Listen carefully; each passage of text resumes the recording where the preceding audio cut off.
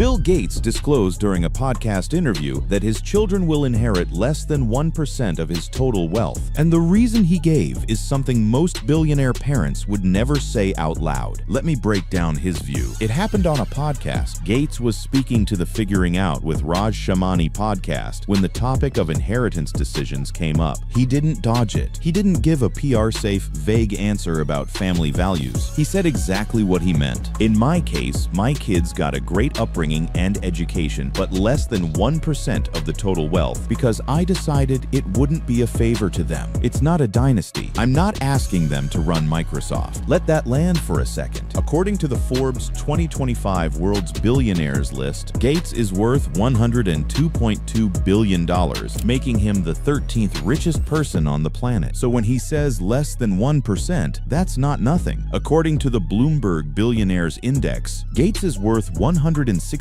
billion. 1% of that is $1.62 billion. Forbes reports the number slightly lower at $107 billion. But either way, 1% is still worth more than $1 billion. So his kids aren't broke, not even close. But they're not getting what most people would assume the children of the world's most recognizable tech billionaire would get. Not by a long shot. The three Gates children are Jennifer, Rory, and Phoebe, whom Gates shares with his ex-wife, Melinda Gates. And the internet had thoughts instantly. Some people praised the decision. Others found it cold. A few thought it was a performance. A rich man saying what sounds noble because it costs him nothing. And some just couldn't reconcile the idea of a man worth over $100 billion choosing to cap his own children's inheritance. But here's the thing. This wasn't a slip of the tongue. This wasn't Gates caught off guard on a live mic. He knew exactly what he was saying. He said it plainly. And then he explained the reasoning behind it with the same deliberate clarity he's brought to every major decision he's ever made. Gates said he wanted to give his children a chance to have their own earnings and success, be significant, and not overshadowed by the incredible luck and good fortune he had. That phrase, the luck and good fortune he had, is worth stopping on. Because Gates is many things, but he has never been confused about where his wealth actually came from. He didn't just grind harder than everyone else. He had advantages, he had timing, he had access, and he said so. So when he looks at his kids, he doesn't want them confused either. He doesn't want them waking up every morning unsure whether the world respects them for who they are or simply for whose children they are. He added that he wanted his children to be significant in their own right, not overshadowed by their father's success. He's also been clear that he communicated his philosophy to them early, that you're going to treat them all equally and that you're going to give them incredible opportunities, but that the highest calling for these resources is to go back to the neediest through the foundation. And none of his three kids, he says, pushed back on that. Gates shared that none of his children expressed disappointment in the inheritance decision, and he believes that early and honest communication about his financial philosophy prevented confusion or resentment. That's either a very healthy family dynamic or a masterclass in framing, probably both. But to really understand why Gates said what he said and why it hit the way it did, you have to understand where the man himself started, because the story of what he's decided to not pass on is inseparable from the story of what he built from scratch and how little of it was handed to him. William Henry Gates III is an American businessman and philanthropist, and a pioneer of the microcomputer revolution of the 1970s and 1980s, who co-founded the software company Microsoft in 1975 with his childhood friend Paul Allen. But before any of that, he was just a kid in Seattle who couldn't stop thinking about computers.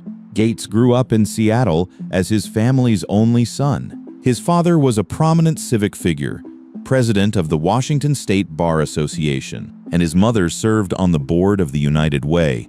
The family wasn't wealthy, but it occupied an upper-middle-class position that gave Gates opportunities to explore his interest in computers. That access turned out to be everything. Gates wrote his first software program at age 13. In high school, he helped form a group of programmers who computerized their school's payroll system and founded Trafo Data, a company that sold traffic counting systems to local governments. 13 years old. He wasn't building sandcastles, he was building revenue streams. As a teenager, Gates' passion for computers led him to sneak out of his parents' home in the middle of the night to use the computer lab at the University of Washington. Not to party, not to cause trouble, to code. Because the school's hours weren't enough for him. The hours in the day weren't enough for him. After scoring 1,590 out of 1,600 on the SAT, Gates enrolled at Harvard University in the fall of 1973. He intended to pursue a career in law, but his plans quickly changed as he found himself more drawn to computers than to his pre-law studies.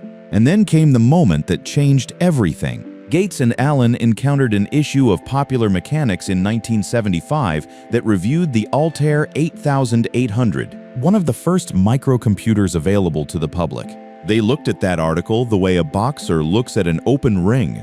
They saw what almost nobody else saw at the time, that this clunky hobbyist machine was a door into a world that didn't yet exist. In 1975, Gates, then a sophomore at Harvard, joined his childhood friend Paul Allen to develop software for the first microcomputers. They began by adapting BASIC, a popular programming language used on large computers for use on microcomputers. With the success of that project, Gates left Harvard during his junior year and with Allen formed Microsoft. He dropped out of Harvard. His parents were not thrilled, but Gates didn't see it as a risk. He saw it as the only move that made sense given the moment in front of him. Gates' real genius was understanding two things early on: that personal computers would be ubiquitous, and that control of the industry was not in hardware, but through controlling the operating systems and applications of the PC. That insight, software, not hardware, was where the leverage lived. Turned out to be one of the most valuable single ideas in the history of capitalism. In 1985, Microsoft launched Windows, a graphical user interface that would eventually become the world's most popular operating system, a move that not only disrupted the existing computer market, but made computing accessible to millions of people worldwide. And the money followed, aggressively. Following Microsoft's initial public offering in 1986 and the subsequent increase in its stock price, Gates became the world's then youngest billionaire in 1987 at age 31. He was 31, younger than most people are when they buy their first house, and he was already worth billions. Forbes ranked him as the world's wealthiest person for 18 out of 24 years between 1995 and 2017, including 13 consecutive years from 1995 to 2007. That's not luck. That's not inheritance. That's a kid from Seattle who snuck out of his parents' house at night to write code, dropped out of the best university in the world when he spotted a window, and then outmaneuvered every competitor in one of the most cutthroat industries in history. Now, he wants his kids to find their own version of that window. He doesn't want to hand them what took him decades to earn, because he genuinely believes that handing it over would hollow something out in them, something he worked too hard to build in himself. So what did growing up Gates actually look like for Jennifer, Rory, and Phoebe? Because it wasn't quite what you'd imagine. Here's a question worth sitting with. What does it actually mean to be the child of one of the wealthiest people alive, when that person has decided, deliberately, that your wealth won't define you? Melinda French Gates previously shared one of the ways she and Bill allowed their kids to blaze their own trails. They gave them the option to choose whether or not to use Gates as their last name. Think about the weight of that offer. The Gates name is a brand. It opens doors. It commands rooms. And their parents looked at their kids and said, "You don't have to carry that if you don't want to." Melinda told Elle magazine, "I just tried to keep them in the real world and point things out to them as much as possible." She said, "We had real discussions about how our family was different, but you shouldn't think any more of yourself because of that." That approach showed up in how all three kids turned out, not as heirs waiting on a windfall, but as people actually doing things. Jennifer Gates Nasser, the eldest of the Gates children, is a professional show jumper and trained doctor who began riding horses at just 6 years old. She graduated with a degree in human biology from Stanford University in 2018 and went on to earn her medical degree from the Icahn School of Medicine at Mount Sinai in 2024. While studying, she also completed a master's in public health at Columbia University. That's 3 degrees in medicine and public health at Stanford, Mount Sinai, and Columbia. She didn't coast on the family name. She stacked credentials that would stand on their own in any room. She married Niall Nasser, an Olympic equestrian, and they've since had 2 daughters. She's a wife, a mother, a doctor, and a competitive horse rider. The kind of life that reads like a movie, and none of it required her last name to pull it off. Then there's Rory, the quiet one. At 25, Rory Gates is the middle child and only son of Bill and Melinda. He lives a far more private life than his sisters. His social media accounts are locked down, and he rarely appears in public or in family photos. But that low profile shouldn't be mistaken for a lack of ambition. Rory graduated from the University of Chicago in 2022 with a double major and a master's degree. He's currently completing a PhD at the Institute of World Politics and works as an analyst for the Afghanistan War Commission. A PhD and government-level policy work, without fanfare, without a social media following, without any visible need to trade on his father's name. Back in 2017, Melinda penned a piece for Time magazine titled "How I Raised a Feminist Son," describing Rory as a great son and a great brother who inherited his parents' obsessive love of puzzles. And then there's Phoebe, the youngest, and arguably the most public-facing of the 3. Like her sister, Phoebe studied human biology at Stanford University, graduating in just 3 years. But unlike Jennifer, Phoebe has carved out a distinct path that blends technology, fashion, and activism. In 2022, she interned at British Vogue and attended fashion weeks in Copenhagen, New York, and Paris. She co-founded FIA, a sustainable fashion tech startup, with her college roommate Sophia Kiani. The platform uses a browser extension to track down items across second-hand marketplaces, helping consumers find better deals and reduce waste. She built a company, and crucially, she didn't ask her father to fund it. Bill Gates actually admitted he was relieved. "I would have kept her on a short leash and be doing business reviews, which I would have found tricky, and I probably would have been overly nice, but wondered if it was the right thing to do," he said in a New York Times interview. That's a fascinating window into how Gates thinks about money and family. He'd rather his daughter go build something with strangers than have him looking over her shoulder. Because he knows from personal experience that real confidence comes from earning something, not from being bankrolled by someone who loves you. Phoebe is also vocal on social media about her political views, regularly advocating for reproductive rights and gender equality. 3 kids, 3 entirely different paths, all of them built on opportunity but not dependency. And that distinction is everything to Bill Gates. So if it's not going to his kids, where is it going? The answer to that question is what makes the inheritance statement more than just a parenting philosophy. It's a financial commitment of a scale almost impossible to comprehend. Bill Gates has pledged to give away virtually all of his wealth through his namesake foundation over the next 2 decades. The challenge he faces is an almost absurd one. His fortune is growing faster than he can give it away. That's the kind of problem most people will never have. But it's genuinely his problem. Gates has announced that he plans to distribute virtually all of his wealth, around $200 billion, he estimates, within the next 20 years before shuttering the Gates Foundation on December 31, 2045. $200 billion to be given away in 20 years through a foundation that employs thousands of people and is already one of the most powerful private philanthropic organizations in the world. The philanthropy is the world's largest and has already disbursed $100 billion since its founding, helping save millions of lives. And Gates didn't frame this as charity in the feel-good, PR-friendly sense. He framed it as urgency, as obligation.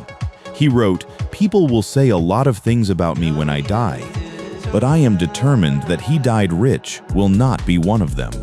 He referenced 19th century steel magnate Andrew Carnegie, who in 1889 wrote a treatise on the moral imperative for the ultra-rich to donate their wealth while still living. In Carnegie's most famous line, he argued that the man who dies thus rich dies disgraced.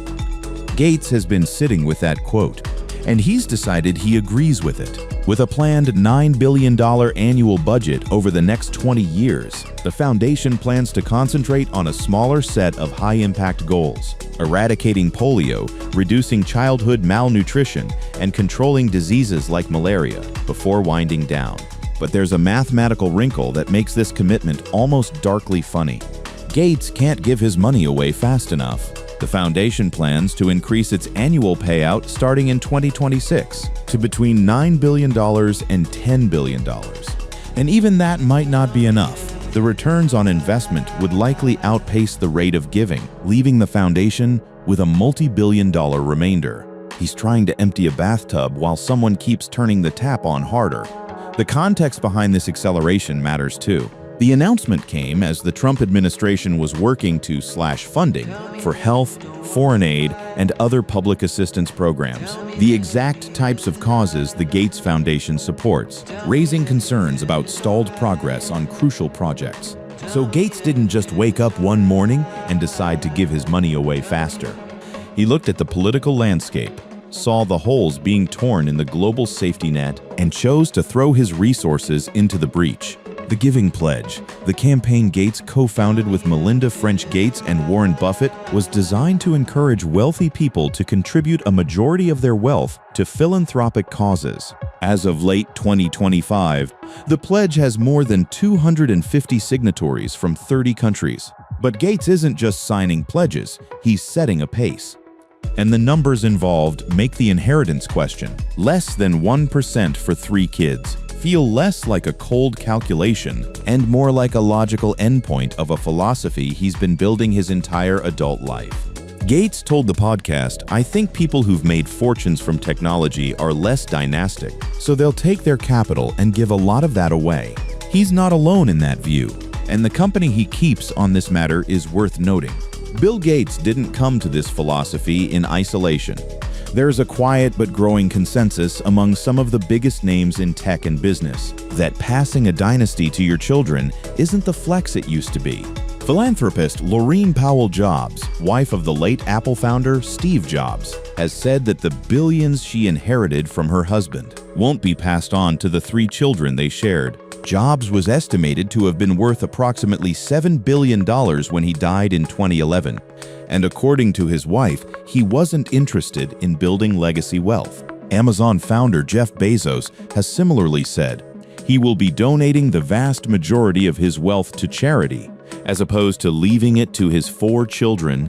And then there's Warren Buffett, Gates' longtime friend, partner in the Giving Pledge, and arguably the most influential voice on this topic for Gates personally. Buffett had been an inspiration to Gates on the question of philanthropy. Even before they'd met in person, Buffett had written an article about how giving too much money to your children isn't necessarily good for them or society.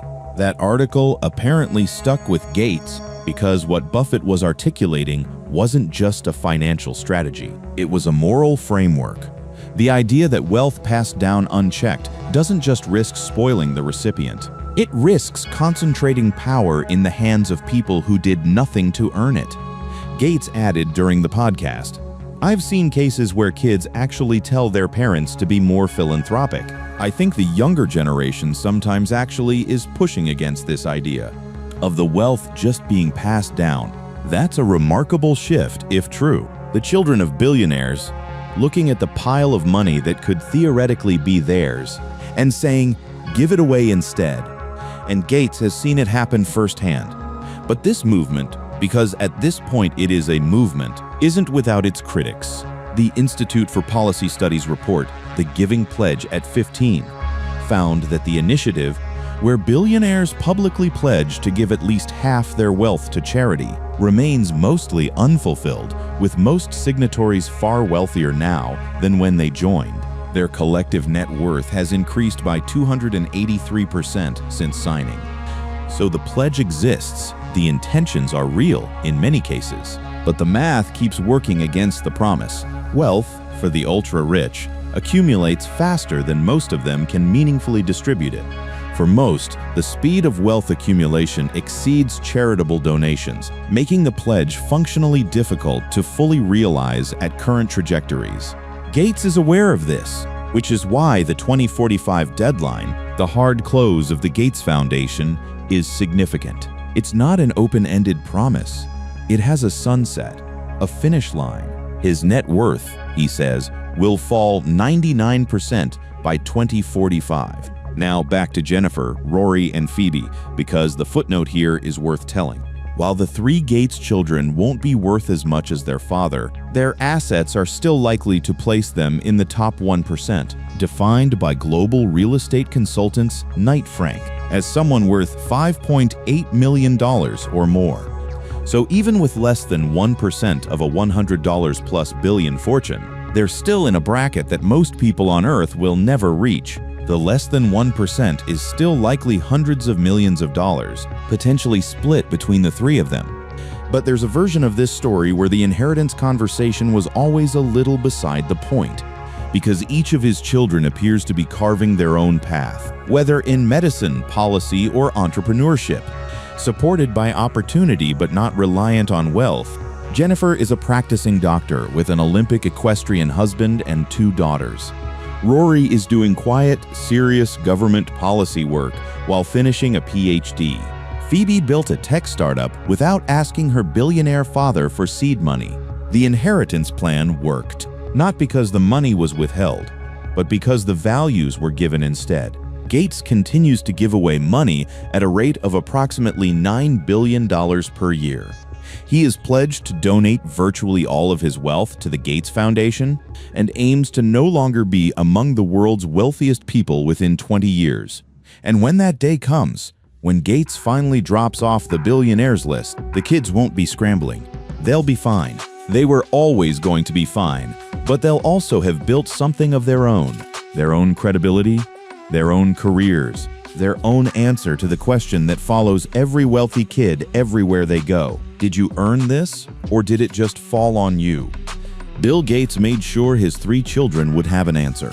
And he said it plainly on a podcast